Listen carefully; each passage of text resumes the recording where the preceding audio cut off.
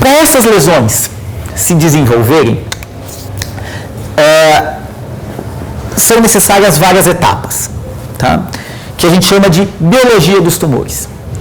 Quer dizer, como que ele se desenvolve? Desde um primeiro momento em que eu tenho uma célula normal e ela vai sofrer uma transformação maligna. Depois que ela sofre a transformação maligna, ela precisa crescer. Depois que ela cresce, ela vai invadir localmente e pode dar metástases à distância. Essas duas primeiras etapas acontecem tanto nas lesões benignas como nas lesões malignas. Essas duas últimas são particularidades dos tumores malignos. Tá? Para a gente começar a falar de transformação maligna, a gente precisa lembrar que uma célula, em qualquer organismo, ela surge a partir de uma célula tronco e ela se diferencia, adquire capacidades específicas de desempenhar funções particulares relevantes para aquele tecido. Ótimo. A diferenciação, ela tem um aspecto que é funcional, produz determinada proteína, não produz outra, né? Então a célula parietal no estômago vai se especializar em produzir ácido. Ela não vai produzir, sei lá, a CPH, né? Porque não é o lugar dela, não é aquilo que aquele órgão precisa. Mas também tem um conceito morfológico de diferenciação. A célula adquire uma característica específica. Se ela vai ser mais alongada, se ela vai ser achatada, se ela vai ter um grande número de junções intercelulares com as suas células vizinhas, ou se ela vai ser uma célula mais frouxa. Tá? Isso tudo está no conceito de diferenciação.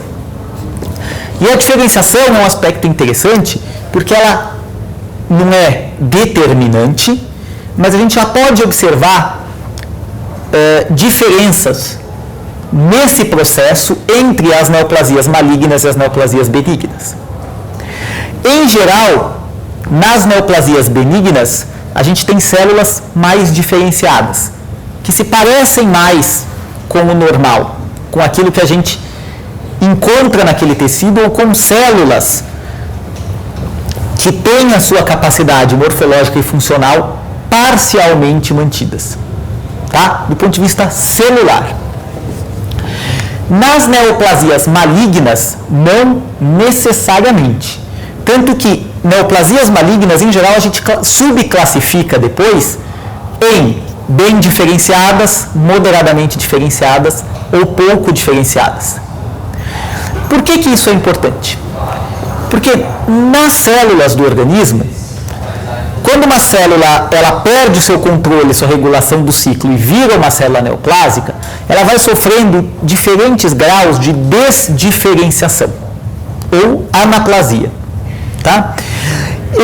Essa desdiferenciação, ela perder as suas características e ganhar outras que são importantes para ela sobreviver, estão muito associados com o grau de agressividade dessa célula. Imagina que uma célula que se transforma demais, fica estranha àquele meio, ela vai tentar adquirir, vai sofrer mutações para adquirir características que a possibilitem criar mais vasos ou invadir tecidos adjacentes, e para isso ela precisa produzir outros componentes. E para produzir outros componentes, ela precisa perder aquela super especialização que ela tem. Tá? Então, via de regra, isso funciona. Quer dizer, quanto menos diferenciada é a célula do tumor, mais agressivo esse tumor é. Existem exceções, mas a regra básica é essa. Isso chega a tal ponto que, em algumas vezes, a gente não consegue nem identificar qual a linhagem celular desse tumor. Tá? Por exemplo, imagina que eu tenho lá um paciente que tem uma lesão no fígado.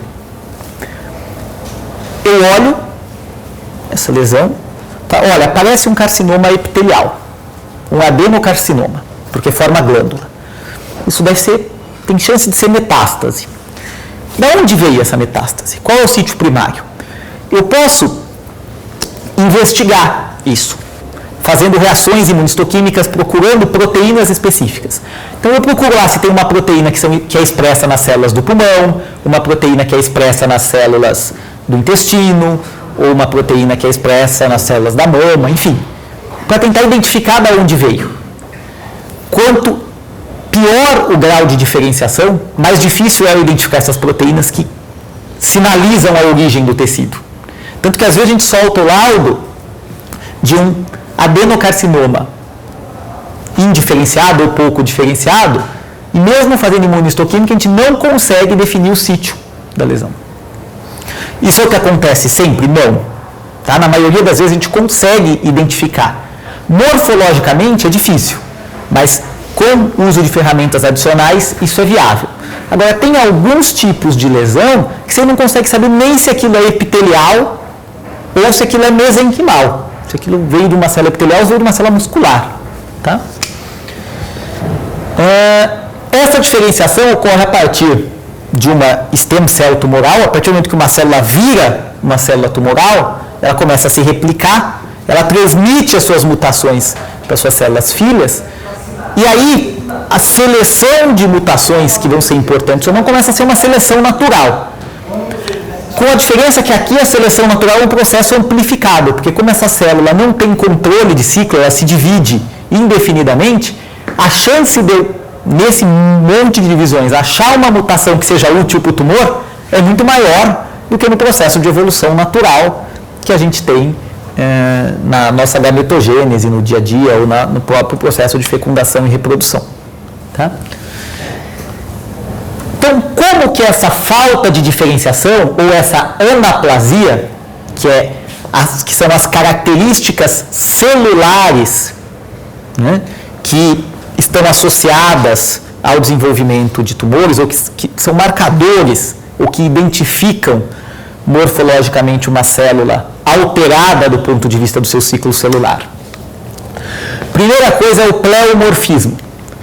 Células que em um determinado tecido têm tamanhos e formas normalmente definidas, começam a perder esse tamanho, a ter alterações de tamanho, tem umas maiores e umas menores, e tem a forma mais indefinida. Então imagina que se eu tiver uma célula que normalmente é para ser ciliada, e ela começar a desenvolver uma célula globosa não ciliada, isso é um sinal de que essa célula não está respeitando as características teciduais locais. Tá? Alterações nucleares. Em geral, uma hipercromasia, um núcleo mais escuro. Tá? Por quê? Porque eu tenho uma produção aumentada de material genético, isso leva a essa hipercromasia, e muitas vezes multiploidia. Então, aquelas células que normalmente têm 2 jogos de cromossomos, né? Umas células que são normalmente diploides com 2N, passam a ter 4N, 6N, 8N. Por quê? Eu produzo muito material genético. Nem sempre eu tenho as condições ambientais e nutricionais propícias para criar citoplasma e organelas na mesma proporção. Então, essas células, primeiro, não se dividem às vezes, acumulam simplesmente a duplicação do DNA, mas não conseguem efetivar sua duplicação celular. Outras vezes ela se duplica, mas o que acontece é que as células filhas têm material genético e muito pouco citoplasma, e por isso que a gente vê as lesões mais roxas, tem aquilo que a gente chama de aumento da relação núcleo-citoplasma. A quantidade de citoplasma é proporcionalmente menor em relação à área ocupada pelo núcleo. Tá? Relação núcleo-citoplasma aumentada é um grande indicativo de doença neoplásica. Tá? Quanto pior esse quadro, maior a possibilidade de malignidade. Mitoses. A presença de mitoses em número baixo não é necessariamente um critério de anaplasia. As células podem se dividir normalmente. Tá? Mas dependendo do tecido e dependendo da quantidade, isso pode ser considerado anormal.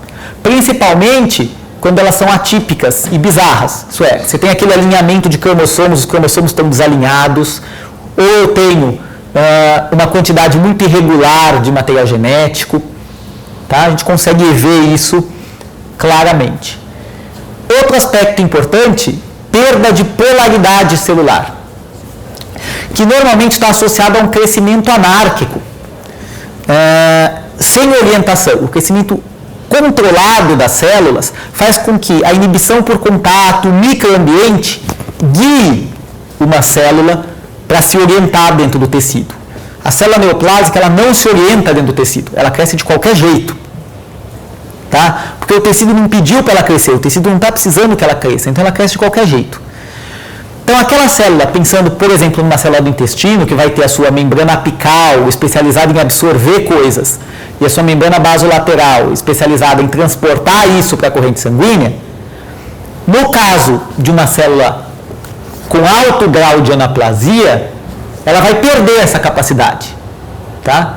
E aí, mesmo que ela esteja lá na superfície, em contato com algo a ser absorvido, que deve ser translocado para a circulação, ela não vai conseguir fazer essa função direito. Tá? Uma outra situação de perda de polaridade interessante é na pele mesmo. Você tem camadas, desde aquela camada basal, né, do epitélio, passando pela camada espinhosa, em que a gente tem as células mais grandonas, com junções intercelulares, até a camada córnea em cima, que são células que já não têm muita atividade metabólica, a função básica delas é acumular queratina para fazer a nossa camada de revestimento queratinizado. O que vai acontecer numa neoplasia maligna na pele, o que acontece, por exemplo, nos carcinomas espinocelulares de pele, ou mesmo nos carcinomas basocelulares, você vê, olhando a lâmina, que você tem células grandes chegando até a superfície. Então há uma perda de polaridade, não só da célula, mas do tecido. Tá? Mas eu posso ter da célula individualmente. É isso que é importante. A do tecido é sempre mais claro da gente observar. Mas tem que lembrar que a da célula também existe. Tá? Eu posso ter também formação de células gigantes, células multinucleadas, porque o núcleo se dividiu, mas não tinha citoplasma suficiente para se dividir. Tá? Então lembrar que a anaplasia são as alterações fundamentalmente celulares. Olha aqui, o tamanho dessa célula e o tamanho dessa. Isso é o tal pleomorfismo, tanto celular como nuclear. Olha o que eu falei da relação núcleo-citoplasma.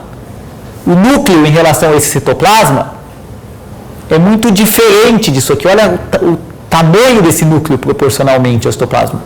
Aqui eu tenho uma relação maior. Olha isso aqui, ó, quase tem um montão de núcleo, pouco citoplasma. Se eu pegar várias células, isso não só aumenta, como é irregular. Tá? Você fala, o que são essas células pretinhas aqui? São linfócitos normais. Tá? Esse tumor é um tumor que chama uma inflamação. As neoplasias, em geral, promovem inflamação. E aí eu posso ter linfócitos normais aqui. Aqui, ó, figuras de mitose. 1, 2, tem uma outra ali em cima, ó, 3. Tá? Tem mais uma aqui, 4.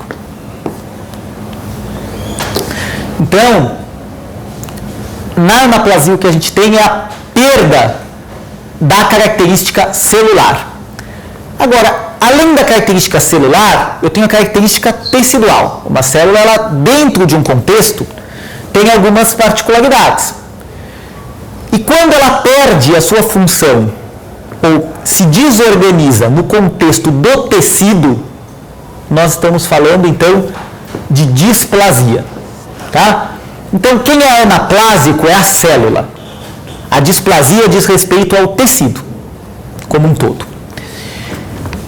O que é essa displasia? Na verdade, é a perda da uniformidade e orientação arquitetural das células dentro desse tecido. É isso que eu expliquei, por exemplo, o que acontece na pele quando você tem um carcinoma lá. Ou o que acontece no colo do útero, que você tem camada na superfície células bem achatadas, na base células mais globosas. Tá? Conforme você vai tendo displasia do colo uterino, lesões que podem vir a desenvolver câncer, você vai ter um processo de perda dessa polaridade tecidual, não celular. A displasia não está necessariamente associada à invasão. Tá? como ela é uma característica do tecido, eu não tenho por que falar de invasão nesse contexto. Eu posso encontrar displasia em áreas adjacentes a uma neoplasia invasiva. E por que isso acontece? Porque a neoplasia é uma sucessão de mutações. Cada mutação que eu tenho, eu posso ter um fenótipo diferente. Então, eu posso ter uma mutação que cause anaplasia. Aí, sobrepõe uma outra mutação que favorece o desenvolvimento de displasia. E numa próxima mutação, você vai ter a capacidade de invasão da célula. Então, o que acontece? Eu posso ter toda uma área de displasia e aí uma dessas células sofreu uma transformação que permite a ela invadir, ela invade o tecido adjacente, mas na borda eu continuo tendo áreas de displasia. Tá? Sempre faz essa sequenciazinha? Não. Tá? Essa sequenciazinha é bem conhecida em alguns tumores, mas nem sempre acontece isso. Tem neoplasias que surgem sem áreas de displasia em volta. Mas isso está aqui para vocês lembrarem que pode acontecer. Principalmente nos casos que a gente chama de carcinogênese sequencial. Que você tem uma célula mutada que vira uma neoplasia benigna que sofre uma transformação maligna. Tá? Nem toda neoplasia benigna vai sofrer transformação maligna. Tá? Mas tem algumas, particularmente dependendo da mutação, que podem ter essa predisposição. O cólon é um exemplo disso, vocês vão ter uma aula só disso ainda no curso. A displasia não necessariamente evolui para câncer. Em alguns casos ela pode evoluir, mas não necessariamente. Tá? Então não é o fato de vocês verem um diagnóstico anatomopatológico de displasia que vai fazer vocês falarem, não, isso é uma lesão pré-maligna. Não necessariamente. Então aqui está o exemplo. Ó. Suponha que isso aqui seja um exemplo típico, o colo do útero, tem uma camada basal proliferando, células globosas e uma camada superficial mais achatada. A mesma coisa, eu posso ter um processo de espessamento disso aqui, mas eu ainda não tenho displasia aqui. Aqui, ó, eu começo a ter alteração da forma das células, tá? Elas já começam a ficar sobrepostas, então eu tenho uma alteração arquitetural do tecido. Essa sobreposição celular não tem a ver com a característica da célula, tem a ver com a característica do tecido. Então isso é uma característica da displasia. Tá? Eu tenho células mais gorduchas chegando lá em cima, ó. E essa displasia, ela pode ser leve, né, ou de baixo grau, ou ela pode ser severa, ou de alto grau.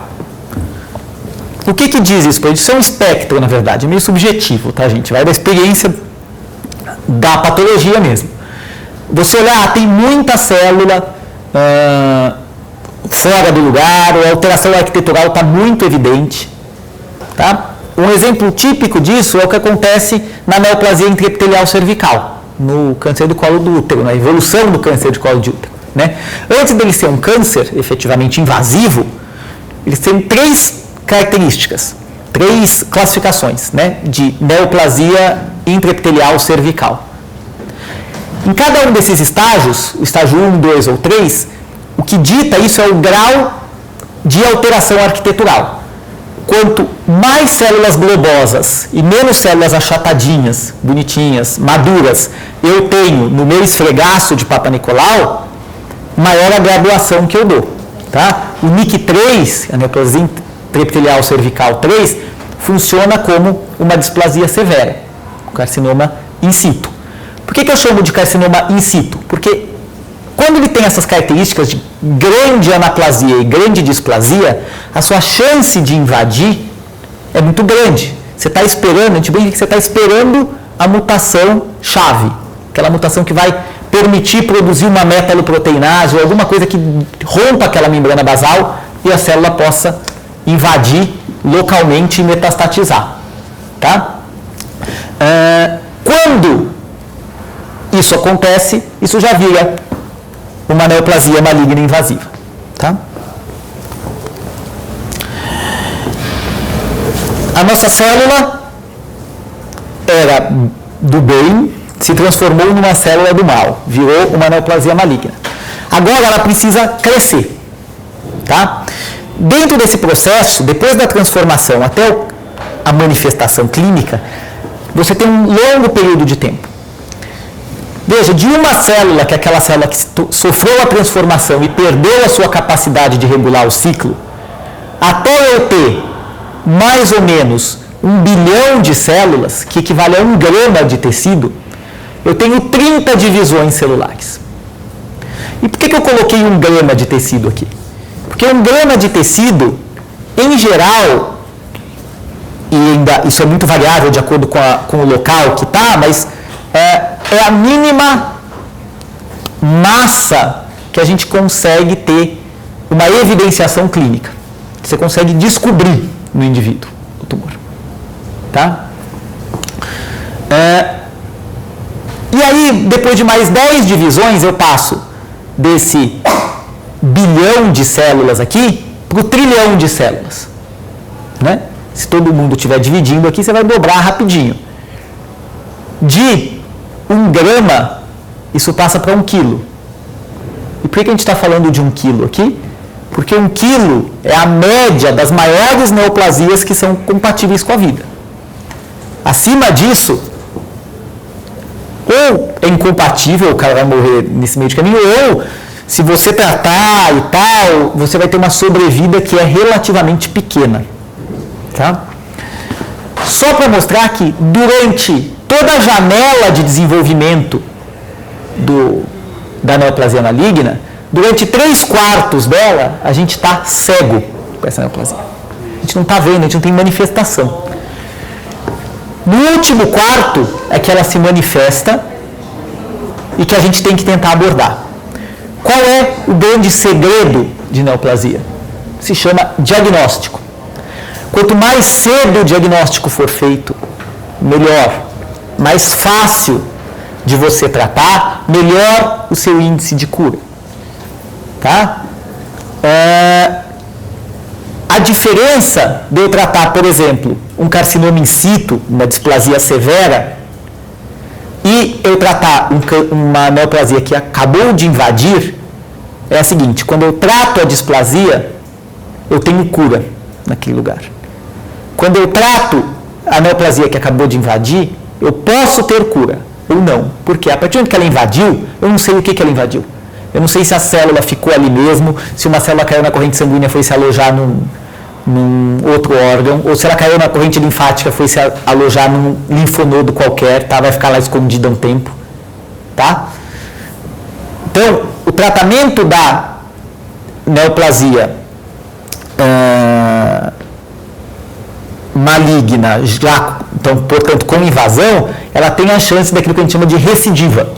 Enquanto que o tratamento da displasia, enquanto está localizado, uma vez tratado, você tem cura.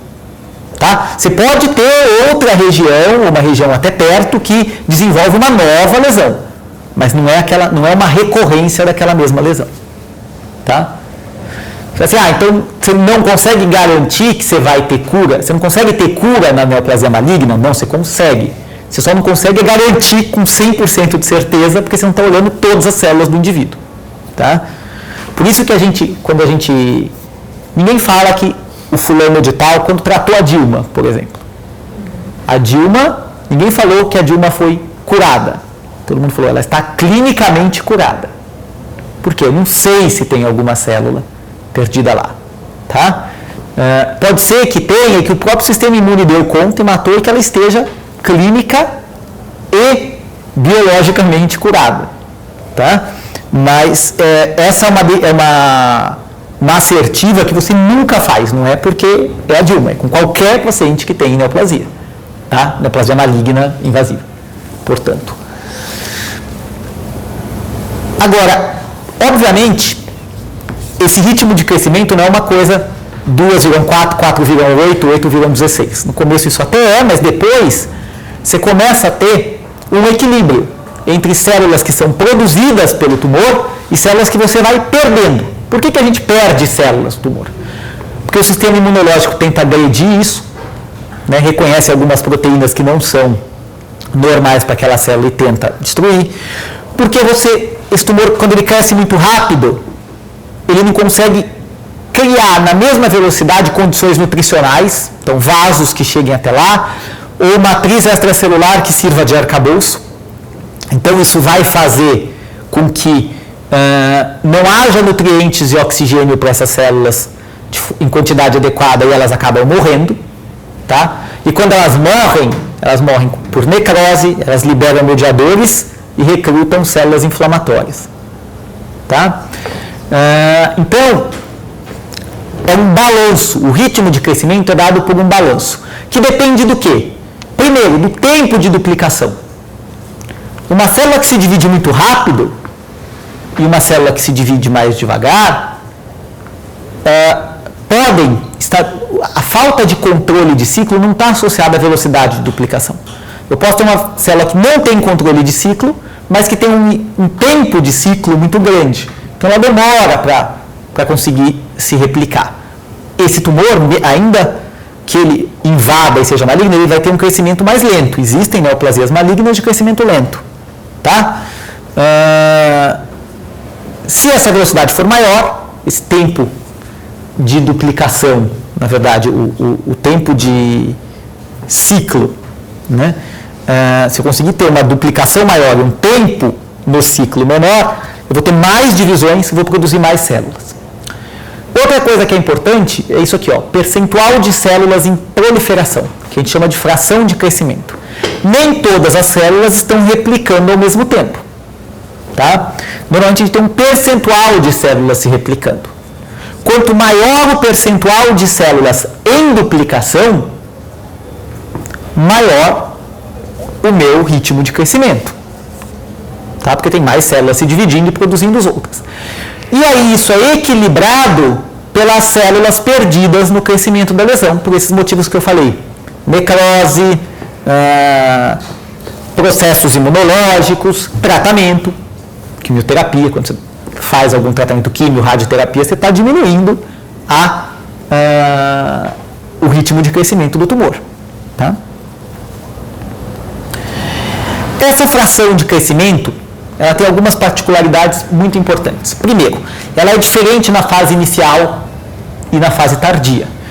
Na fase inicial das neoplasias, você costuma ter uma taxa de crescimento que pode até ser um pouquinho aumentada, né? Uma fração de crescimento maior, porque ainda tem espaço, ainda tem nutriente suficiente. Quando eu começo a ter uma neoplasia mais tardia, né? Mais velha, ela pode ter uma certa diminuição, porque a perda celular é muito grande, o microambiente já não ajuda tanto, tá? Mas isso depende muito da característica do tumor. Tem tumor que se replica muito mais depois que ele está muito mais mutado. Então, isso é variável, mas normalmente é diferente, tá? Nas duas fases. Na fase clínica, que é aquele último quarto que a gente estuda, a gente chega ter até 20% de fração de crescimento nos tumores, o que é bastante. Você pensar que em cada 5 uma célula está se replicando, tá? Isso não é ritmo nem dos mais lábeis tecidos do organismo. Tá? Você não acha uma célula hematopoética em 5 se duplicando. Importância clínica e suscetibilidade à quimioterapia são fatores interessantes. Quando eu aumento muito a fração de crescimento, esse tumor cresce mais rápido. Ele pode obstruir coisas, ele pode dar mais manifestações clínicas. Isso pode ser uma arma para a gente quando a gente está falando de quimioterapia. Quimioterapia, que é um tipo de tratamento medicamentoso para as neoplasias, né? Um coquetel de substâncias que evoluiu muito nos últimos 20 anos. Tá? Então, hoje você tem drogas nesses coquetéis que agem de duas maneiras. Uma, de uma forma tóxica para a célula, né, levando a uma morte celular. E a outra, que é um mecanismo muito importante, que é de bloquear a divisão celular. Já que o crescimento do tumor é muito importante, bloquear a divisão celular é fundamental, faz parte do processo de biologia do tumor. O tumor só cresce porque ele não tem controle do ciclo. Se eu conseguir bloquear o ciclo dele, ele para de crescer. É mais fácil para eu operar, né? É mais fácil para eu usar outros tipos de tratamento em conjugados, como radioterapia, enfim. Qual é o único problema? Basicamente, quando a gente fala de quimioterapia, principalmente quimioterapias mais gerais, a gente está falando muito de efeitos colaterais. Por quê? É uma droga que eu dou por via sistêmica. Quando eu dou alguma coisa que bloqueia o ciclo celular da célula tumoral, ele bloqueia o ciclo celular de todos os outros tecidos. E isso é extremamente importante nos tecidos lábeis. Por quê? Imagina que o indivíduo, na medula óssea, para de produzir suas células de defesa e suas hemácias. Ele tem mais chance de ter anemia e de ter quadros de imunocomprometimento. Eu paro de substituir mucosa gástrica e intestinal, que vocês lembram, tem um turnover completo a cada 7 ou 10 dias. Isso leva a quadros de perda da barreira mucosa no estômago, por exemplo, agressão ácida, doença péptica, etc. O tecido epitelial de revestimento sofre isso. Não é à toa que a gente perde cabelo e pilificação em geral, porque você depende de uma replicação constante dessas células para manter a formação dos fios. Ao mesmo tempo, toda a pele, toda a camada queratinizada, fica mais fina. Tá? Então, agora tem uma coisa que é interessante. Como a gente tem muito efeito colateral, é bom que a quimioterapia funcione no tumor. E aí a fração de crescimento é muito importante. Porque quanto maior for a fração de crescimento, melhor a ação desses medicamentos que bloqueiam o ciclo. Se a fração de crescimento é muito baixa, se o tumor tem muito pouca célula naquele momento replicando, eu vou bloquear o efeito de muito poucas células. Tá? Eu vou ter que estender essa quimioterapia durante muito tempo. Isso vai dar muito mais efeito colateral. Então, nesse sentido, quanto maior a fração de crescimento do tumor, quanto mais agressivo ele é, quanto mais ele divide, em geral, melhor é a atuação da quimioterapia nesses indivíduos. Tá? Obviamente que hoje a gente já tem medicamentos mais específicos. Então, vocês vão ver ao longo desse módulo que conhecer mecanismos moleculares específicos de cada tumor é extremamente importante, porque eu consigo desenhar drogas que agem naquele ponto específico, daquele tumor e não das células em geral. Tá? E isso favorece um tratamento mais direcionado da neoplasia. Por outro lado, tratar a neoplasia é sempre muito difícil, porque diferente de outras doenças, que você tem uma resposta padrão, um comportamento padrão do organismo, cada neoplasia é uma neoplasia. Isso faz com que os tratamentos mais específicos sejam muito caros, porque você praticamente tem que desenhar um coquetel de quimioterapia para o indivíduo. Tá? E fazer um medicamento para cada tipo de tumor, ou para cada subgrupo de tumor. Isso encarece muito a pesquisa na área oncológica, encarece muitos medicamentos, encarece, consequentemente, o tratamento. Tá? Nosso tumor se transformou, né, a célula se transformou numa célula neoplásica, ela cresceu e algumas delas vão invadir. Ou vão invadir uma cápsula, que às vezes você tem o próprio processo de crescimento do tumor, leva a uma compressão local, desenvolvimento de inflamação e fibrose com a formação de uma cápsula, e invadir a cápsula já é sinal de malignidade. Nos tumores malignos, a invasão ela tem muito a ver com a velocidade de crescimento. Então, tumores que crescem muito rápido estão associados a uma velocidade maior de invasão e a um grau maior de invasão. A invasão local é muito importante do ponto de vista da ressecabilidade, isso é, do tratamento cirúrgico. Quando eu tenho uma invasão local nula, não tem invasão, eu tenho cura. Quando eu tenho uma invasão local discreta, eu vou fazer uma cirurgia com uma determinada atuação. Se eu tiver um quadro muito extenso de invasão, imagina uma neoplasia de estômago que só pega a mucosa. Eu vou fazer uma gastrectomia. Agora, imagina que eu abro, tem lá uma neoplasia grande que pega a mucosa, já invade um pedaço do pâncreas que está ali do lado, não adianta eu tirar só o estômago desse paciente. Tá? Eu teria uma cirurgia muito maior. E às vezes esse grau é tão importante que eu não consigo nem operar esse indivíduo. Eu abro, vejo que está assim e fecho. Porque ele vai se beneficiar mais de outros tratamentos, como quimio e radioterapia, do que efetivamente do tratamento cirúrgico, já que com esse grau de invasão eu já não vou conseguir garantir que eu vou tirar todas as células neoplásicas desse paciente. Tá? Eu entendi essa cápsula. Então, o que é essa cápsula? Essa cápsula, assim, imagina que você tem um tumor crescendo, é um monte de células que são meio estranhas aquele tecido. Elas são daquele tecido, mas elas são meio estranhas. Quando ela cresce, não tem espaço. Ela comprime o resto que está em volta. Ela tem muito mais poder de fogo, de crescimento, do que o que está em volta. Isso vai comprimindo o resto do tecido. Quando você vai comprimindo o resto do tecido, você pode fazer algum grau de atrofia. Isso leva a perda celular, pode ter uma inflamação crônica recruta fibroblasto, deposita colágeno, faz uma cápsula em volta. Tá?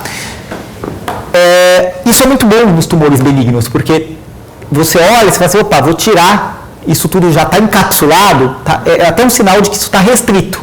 Quando eu corto isso e eu faço uma lâmina, eu vejo que tem invasão dessa cápsula, isso para mim já é considerado invasão local.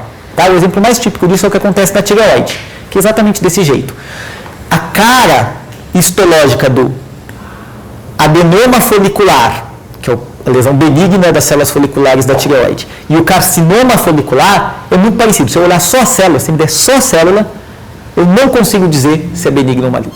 Como que eu sei? Quando vem o nódulo, eu sou obrigado a representar, fazer lâmina de toda a cápsula, todinha. Se for um nódulo desse tamanho, tem que fazer a cápsula inteira de lâmina.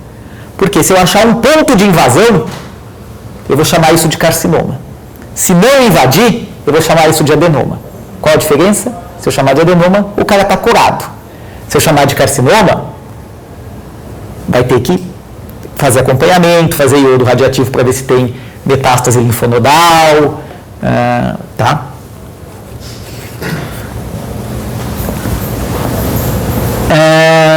E a invasão local, como eu disse, é critério de malignidade.